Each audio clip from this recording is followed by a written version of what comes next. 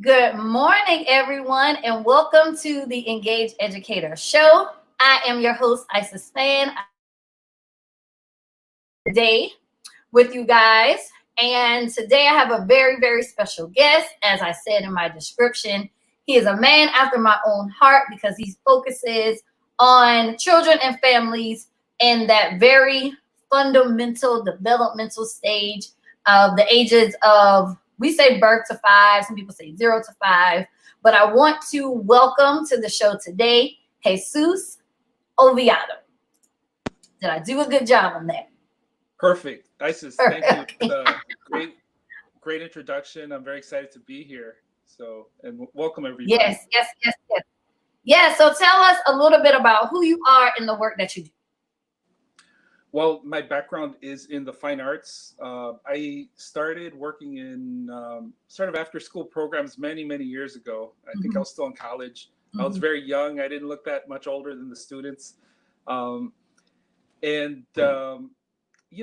thinking was that I would try to make it as a visual artist. And I got really close to doing that. But while I thought I had my sort of like my bread and butter job, which was, a little teaching on the side, I started to really feel like I was making a difference with children. I started to feel like children need this sort of avenue of, different ways to ignite thinking and different ways to communicate ideas that's apart from just the standards-driven model, right, which is what we mostly use in this country.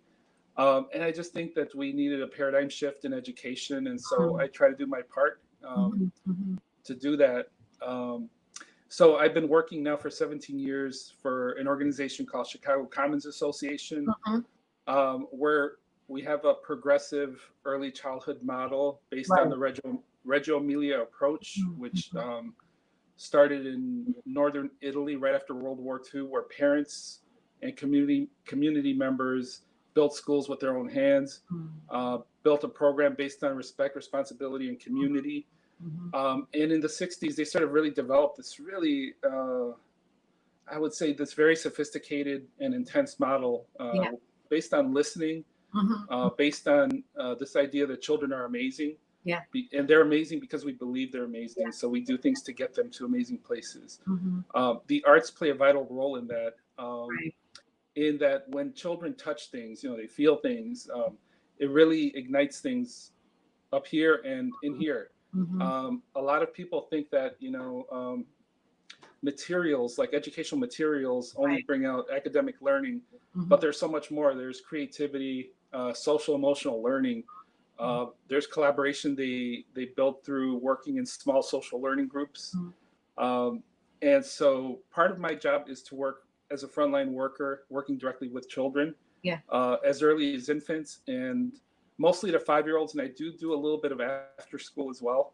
Okay. But I find that this idea to have an aesthetic experience with the material really starts getting this sort of, I would say, a subconscious flow of thoughts, where it's almost like play-based learning where we're tinkering with things.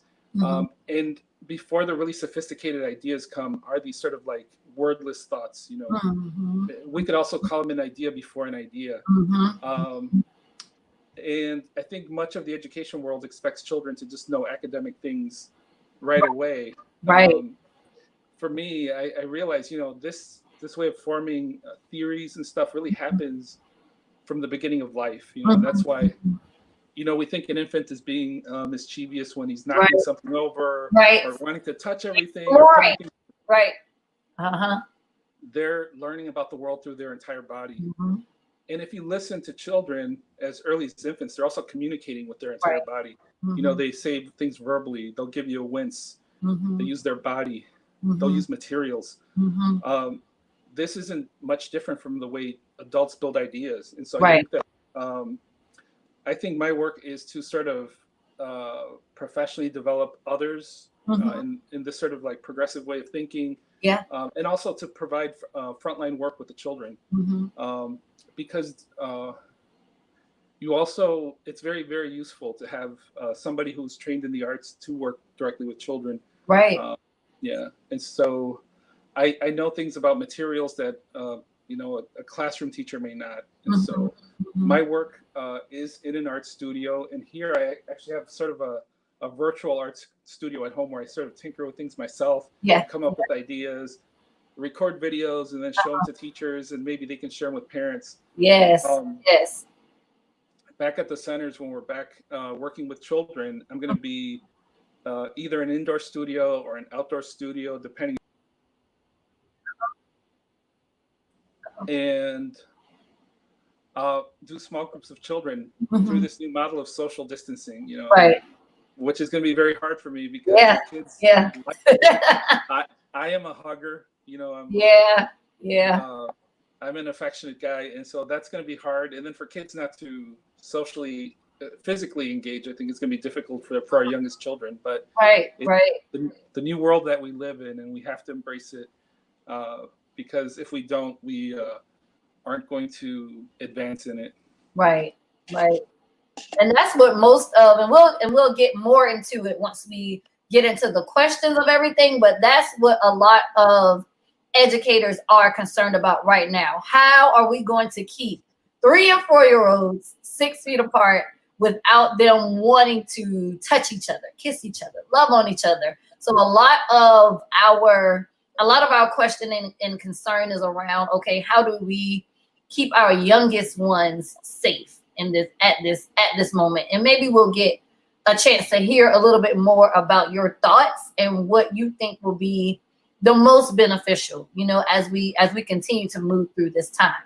But for now, we are going to move into our song association. Oh my.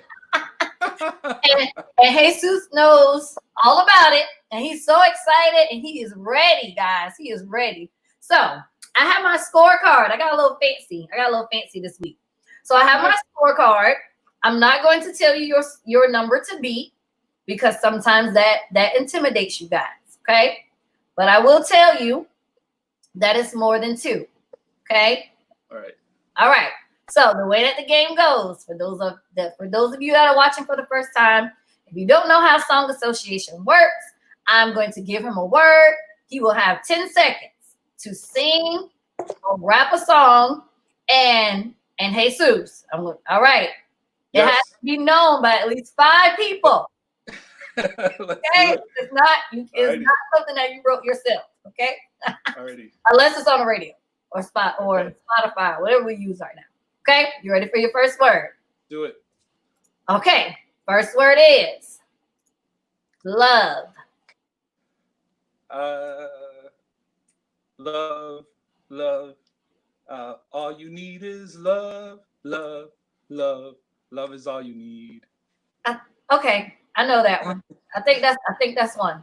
Okay. I don't know if I say it right. It may, the tempo may be a little. We'll talk about that later. But that's one. Okay, you have one. Everybody loves the sunshine. Oh, I do know that one. Sunshine. Everybody loves the sunshine. Yep. Good job. Okay, my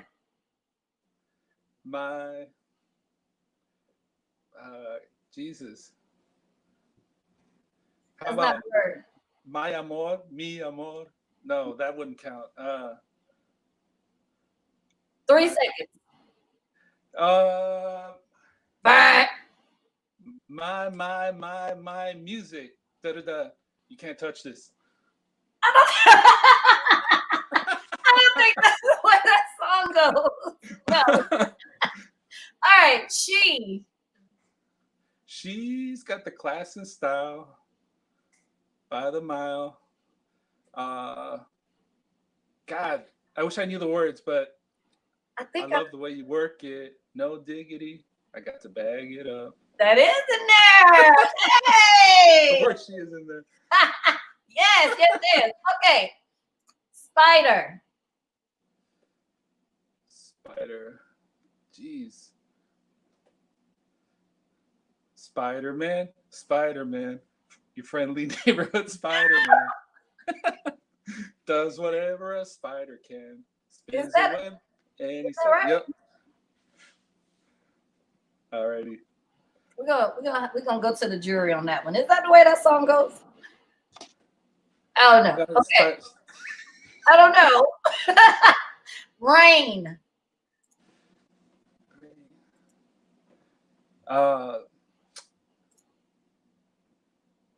Rain, rain, go away. Come on back another day. Oh God, let's see. That'll work. That'll work. All right. Yeah, that'll work. Baby. Baby, baby. Ooh. Thought you'd always be mine.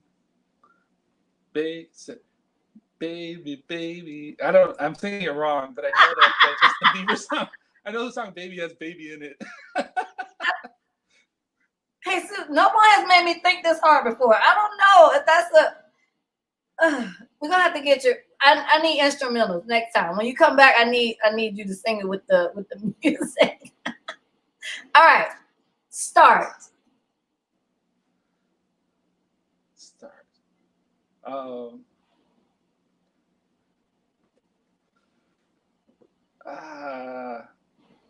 Geez, I don't know. Start.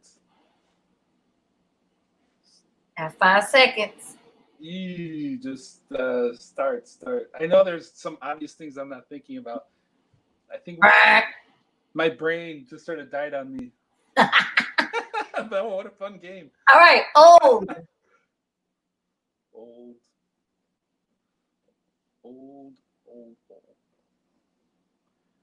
This old heart of mine. Oh.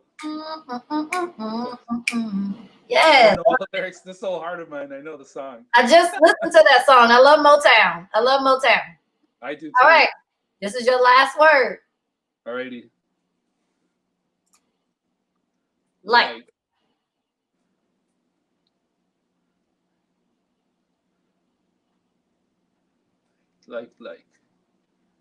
Well, there's an old house music song that says something like this, but God.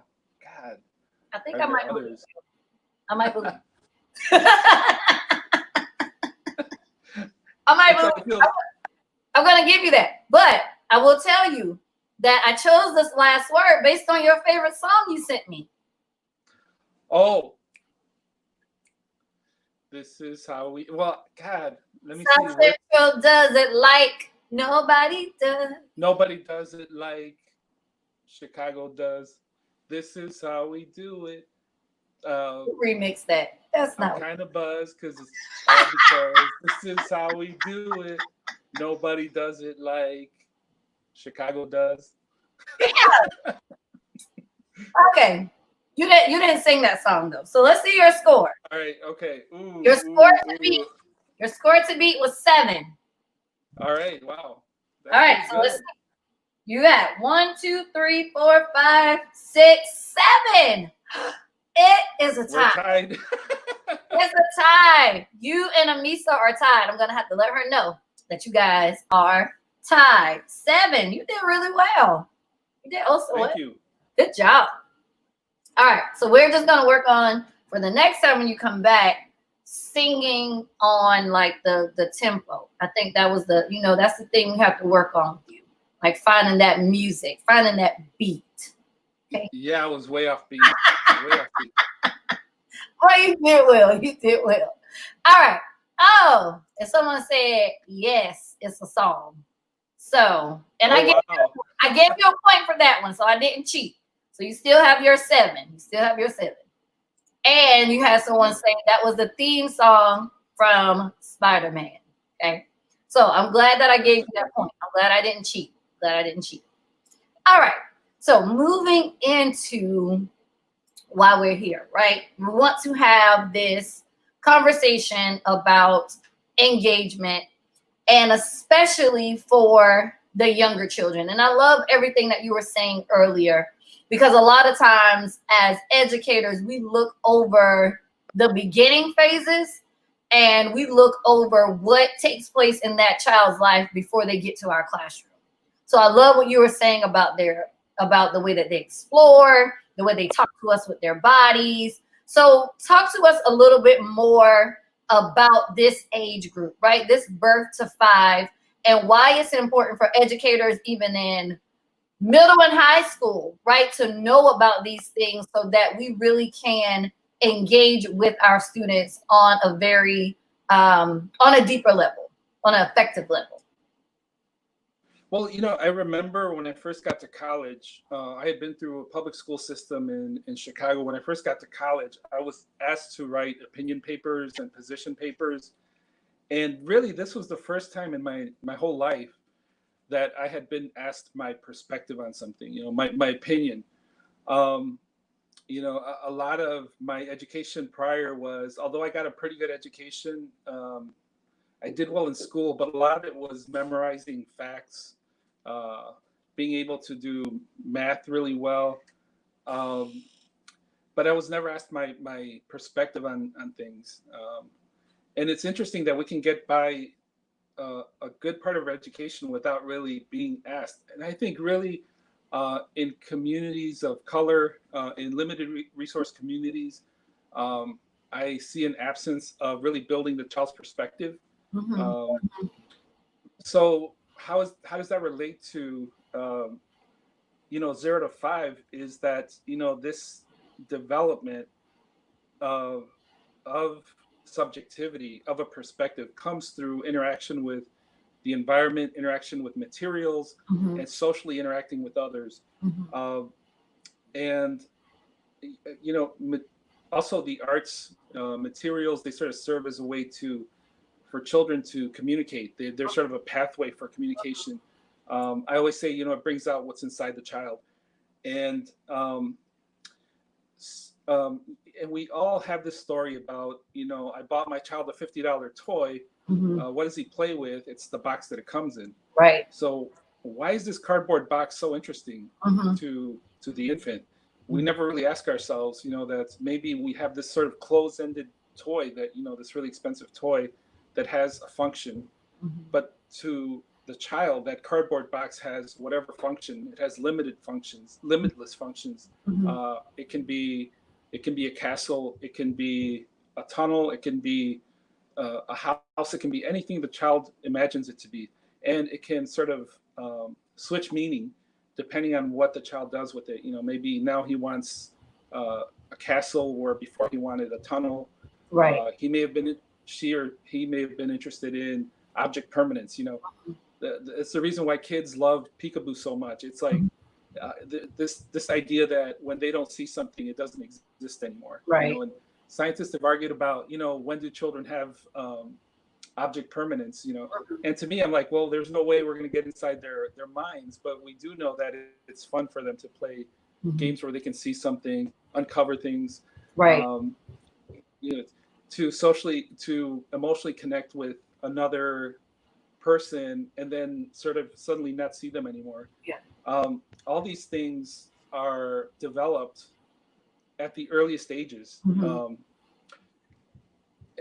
Through this really through engagement. That's a word that you like a lot. It's a very important word.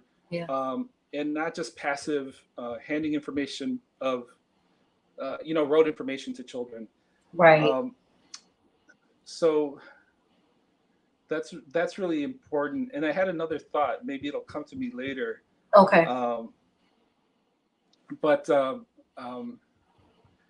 this development of perspective, it starts at the earliest stages. And we often don't think about that till later. We don't really ask kids, what do you think about what's going on in the world today?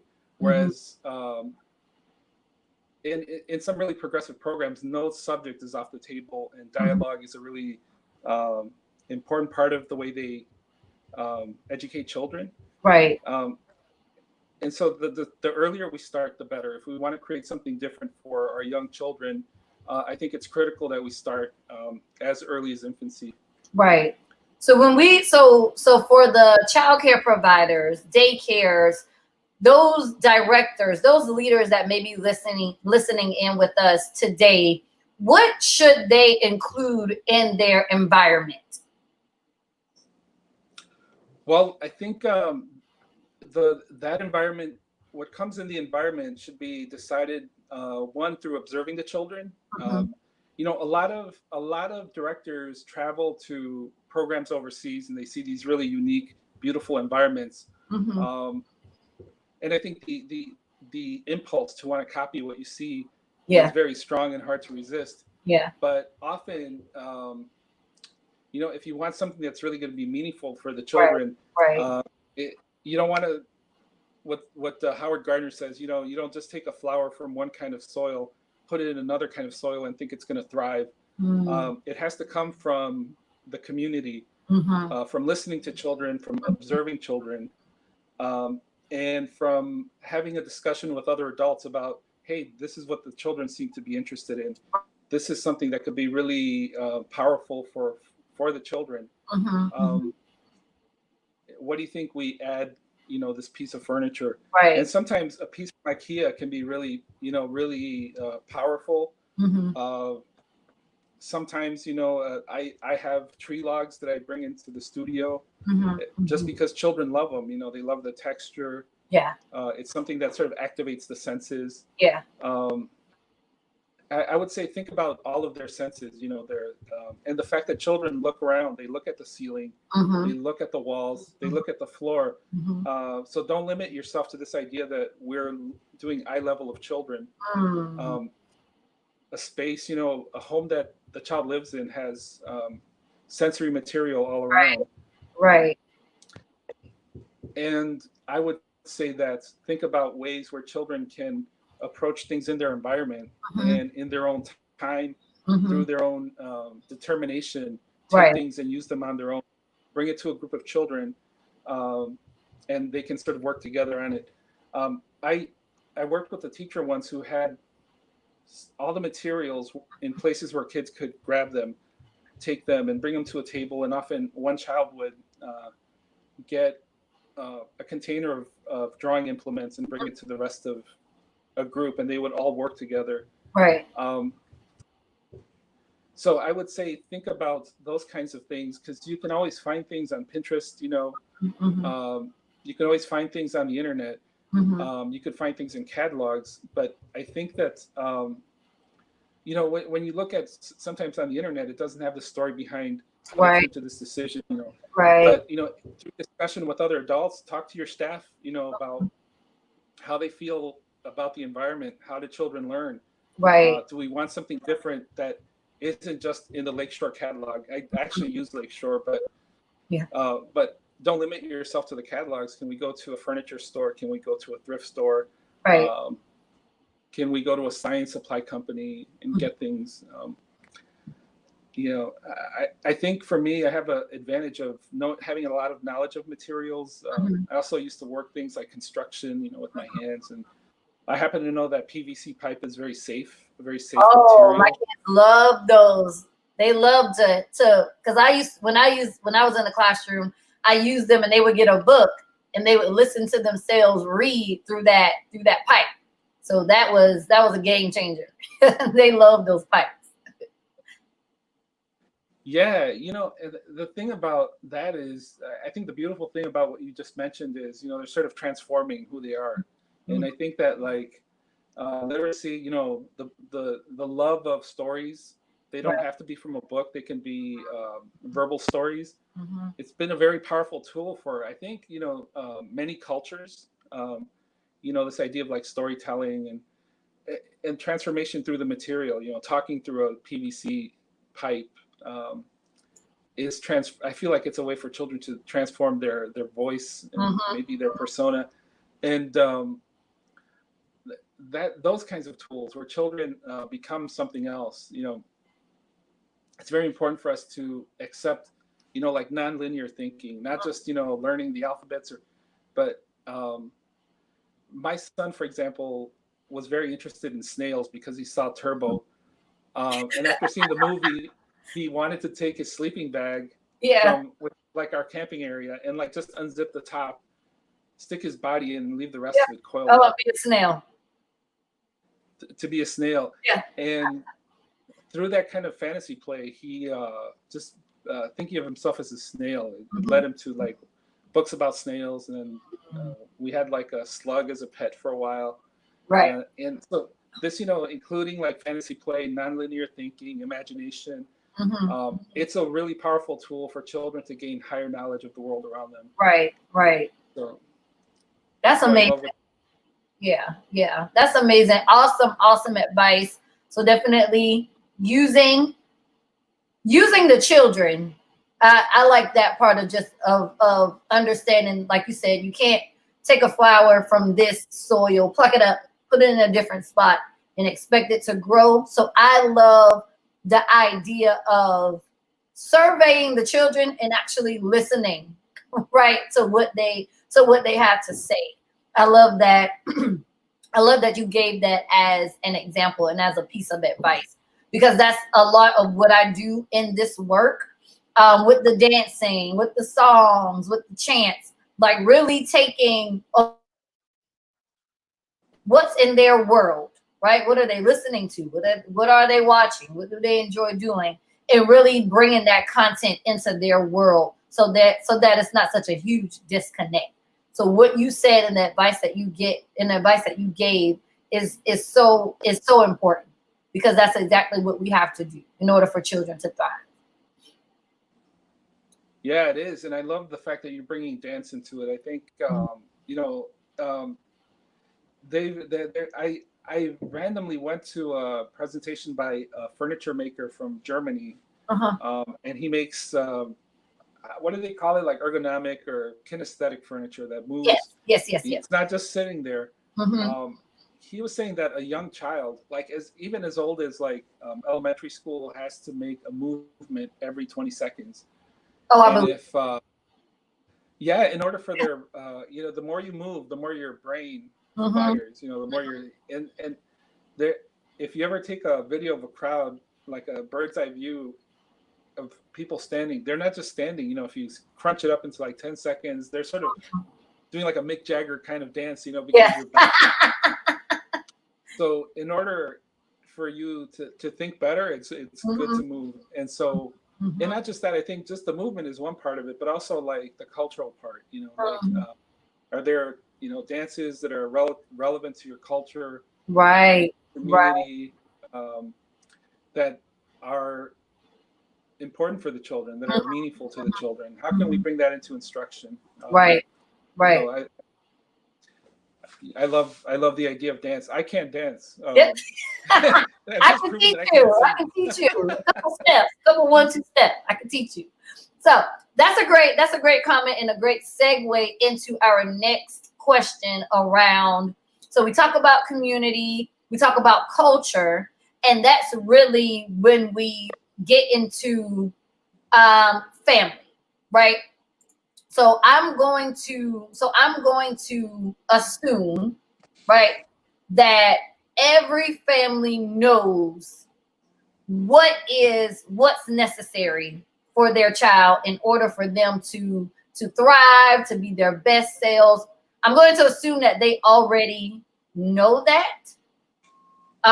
What do we do to add on to what they already know, assuming that they know it? Well, I think it's important for any educational institution to have sort of beliefs of its own, a culture that they want to create through the interaction with children, through staff, kind of like shared values. I think that every school should have. I would encourage any school to have, what do they believe about how children learn? What is education, and then how can we help children learn, and then have a way to through mutual dialogue come to some kind of like I would say not a manifesto or like a mission kind of statement, or this sort of like collection of beliefs, and then really just work with families to inform them about what you believe as a school. And I think that can be really rich, because the family has its own values, its own beliefs. Right. And then now the school has its own values and beliefs, and now you have to learn from the family as well. Take in their identity and make them part of your community. So I think I would say, like, if I could shorten that up into like a couple of words, I would say mutual dialogue with the family. Okay. Okay. Yes. Yes. Yes. Yes. So when we think about your organization specifically, what do you do to support and engage with your families on a much deeper level? Because when I talk about engagement, I'm not talking about um, the donuts for dads, which are awesome, or the muffins for moms, or the PTA meetings. Like those things, to me, I always say that that's a checklist engagement, right? Those are things that we know we should do, and it looks good on paper. So let me check that we had these events. I'm talking about, we have a grandfather that loves to tell stories, and we invite him into our space. We have a grandmother that loves to crochet. We invite her into our space to teach that to our children. We have families that come to us, so we bring our services to them, right? That type of engagement. What do you do to support that level of engagement? There is a Head Start requirement. We are a subsidized program. There's a Head Start requirement about a home visit. Mm-hmm. I want to say about 30 years ago, way before I started working there, they instituted a practice called, what is it called? See, now I'm like drawing blanks. It was called a home visit question. Now they call it a hopes and dreams question. Yes. So my organization, the one I work for, we started doing that 30 years ago. Now, many schools have been influenced by that. Many programs have been influenced by that same concept of during the home visit, you don't just bring a checklist, you know. Yeah. And I think that's something we have to fight as an American culture is like, you know, we are a very checklist oriented culture, you know. And so how do you kind of suspend that from your mind and think about really connecting with the family? Right. Our way of doing that was to ask families. Our initial question was, what are your hopes and dreams about your child? Yes. Now you have to then fight the impulse to just write whatever they said down. And so I try to encourage everyone to say, all right, you want your child to be a happy child. What does that mean? What does happy look like to you? What does it look like? And so it's a dialogue and not just like, all right, I have a hopes and dreams question, another thing to check off, you know, like how do I really get a substantive answer from the parent? And so that's something that we're constantly working on is like I had a teacher come up with a really genius, smart idea of having families write letters to their children about what they hope and dream. And instead of getting a paragraph, we would get like a page or a page and a half of these really incredibly touching, tear-jerking letters. You know?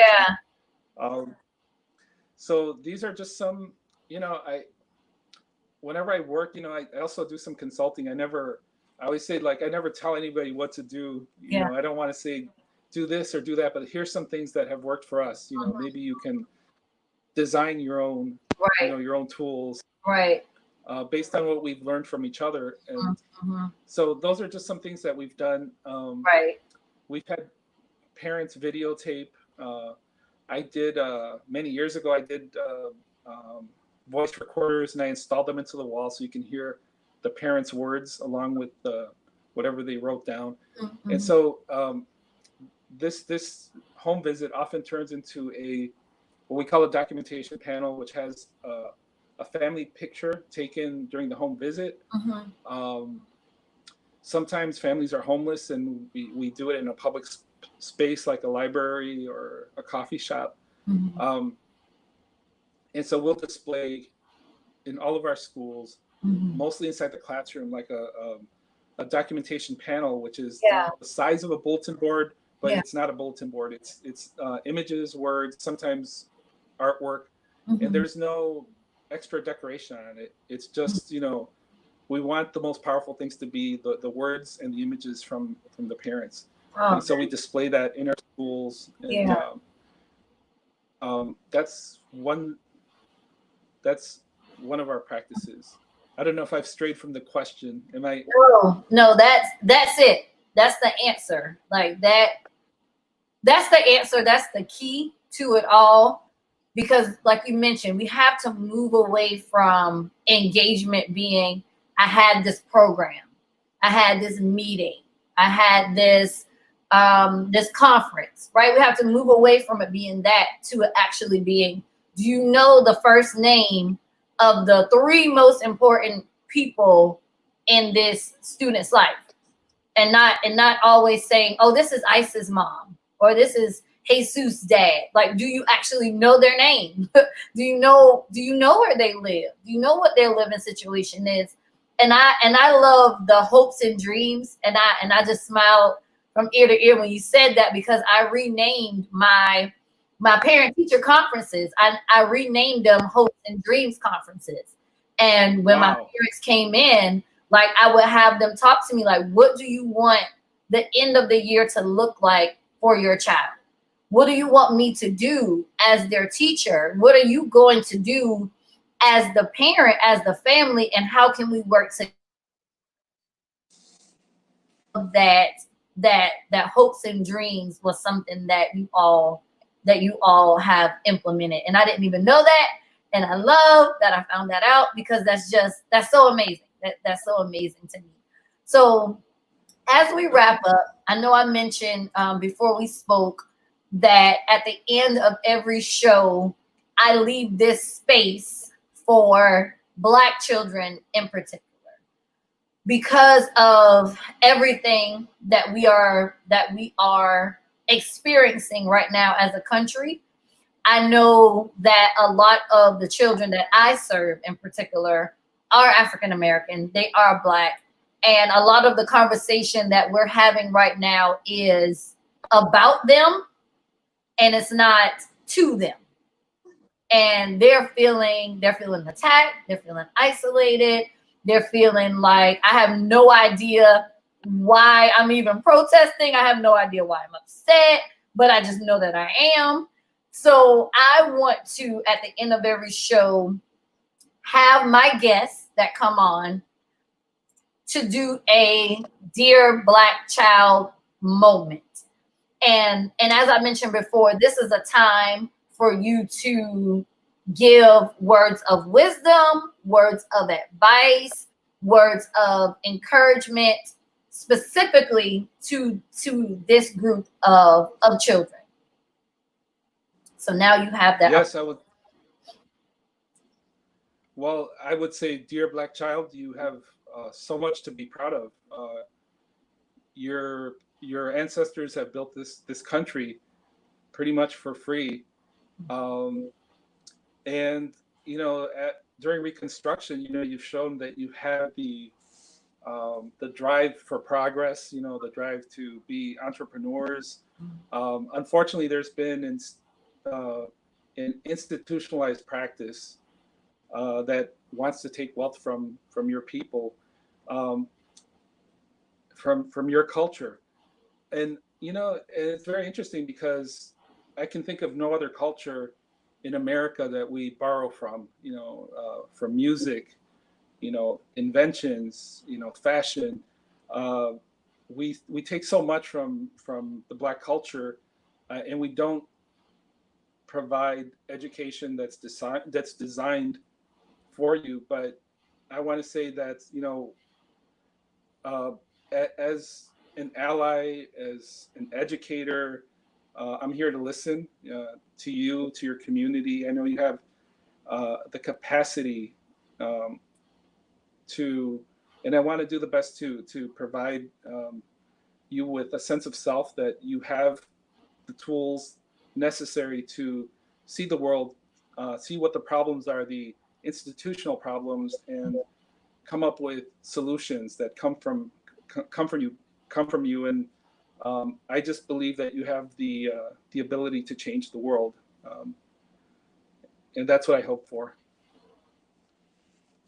Jesús, you are not supposed to make me cry today. It's hard to, yeah, it's very emotional here in Chicago. There's been a lot of movements, and I think we have to keep it going. Have to keep the momentum going.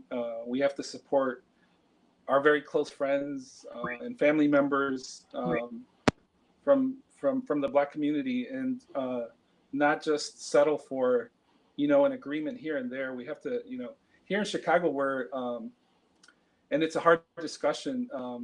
They've just voted to renew the contract with Chicago Public Schools to have police officers in the schools, with the argument that this is keeping the school safe.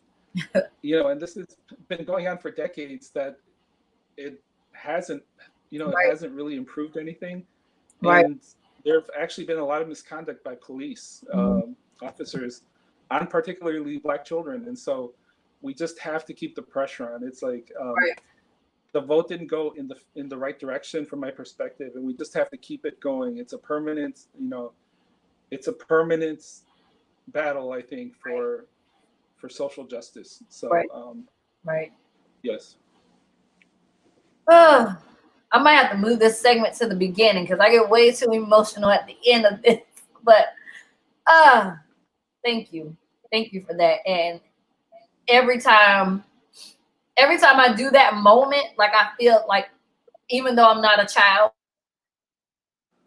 I embody everything that you guys say, because I know that when I was a child, had I heard those things, I wouldn't have gone through so much of the pain, and just like the low confidence, low self-esteem, all those different things, had I had someone say, hey, like, you're important, your culture is important, your words are important, your existence is important.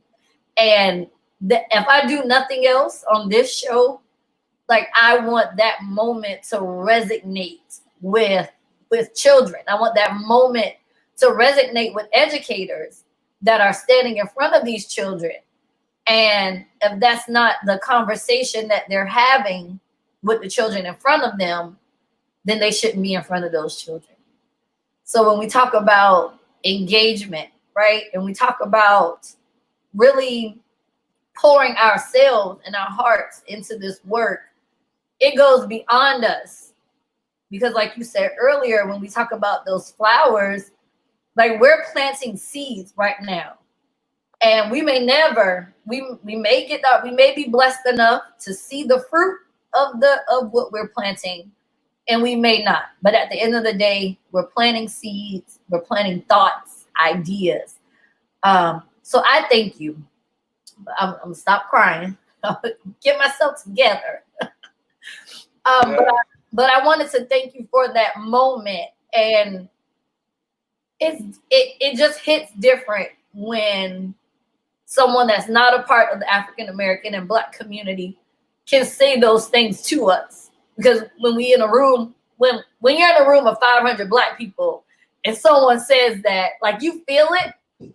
But when someone that's not necessarily a part of your culture or is living in the same skin you're living in says it, it just hits different. So I thank you for coming on today, for sharing all of your wisdom, your thoughts with me. And how can the audience stay in touch, engage your social media platforms, any website, any information you want to share right now? Well, I do have a YouTube channel. Before I start crying, Don't, I'm getting it together. Don't cry. I have a YouTube channel called Materia Learning. That's Materia Learning. It's just it's going to be more elaborate right now. It's things you can do at home, possibilities. It's not a recipe, but just some ideas, everyday objects around the house that you can pick up and do printmaking with. You can make your own charcoal in your fire pit, things like that. It's 2-minute videos at the most, so check it out on YouTube, Materia Learning. Spell that for me again so I can put it in the comments. It's Materia. That's like material, but without the L at the end. Okay. So the word material in Spanish also means content, subject matter. And I believe we can shape meaning through mutual dialogue, like we can manipulate a material. And so it's supposed to be this open-ended idea of material, what a material is. You can shape light and shadows through interaction. And so so check us out. Okay. Materia Learning on YouTube, materialearning.com, coming out in a week or so, the website. And, you know, let me know how I can be involved. I love being on the show. Yeah. And thank you. And just keep up, you know, just keep up the optimism. I think there's hope for change. I hope in the near future. And you know, like I said, I'm an educator, but I'm also here to listen. And I just want to say thank you from the bottom of my heart for inviting me to the show. Thank you. Thank you so much. Have an awesome day. And this is our first of many conversations and meetings that we will have. First of many. Great. Thank you. Thank you so much. Thank you. All right, guys. We already know. I have to get it together. You know, after 30, guys, you cry. You cry a lot easier. All right. So before I wrap up for today, thank you guys so much for watching, for tuning in. Hit the replay button if you weren't able to catch the show live. At the end, once I wrap it all up, I will have a link in the comments. If you would like to come on, if you would like to speak about your experiences in the classroom, in education, how you engage with students and parents deeper, right? Deeper than the checklist and the check sheets. Come on in, have a conversation with me, sit down and chat with me, guys. Play song association, have some fun. And I will also say that on July 5th, I will have a, sorry, I still have my banner going. On July 5th, I will have a teacher chat. I'm not saying workshop. I think workshop is a little too deep. But I will be having a teacher chat about how we can use TikTok to increase our student engagement and student success. Once again, I thank you guys so much for watching. Thank you guys for tuning in. Leave your thoughts and your feedback in the comments on Facebook and YouTube. And we will see you guys next Thursday on our next episode. Have a great, terrific Thursday.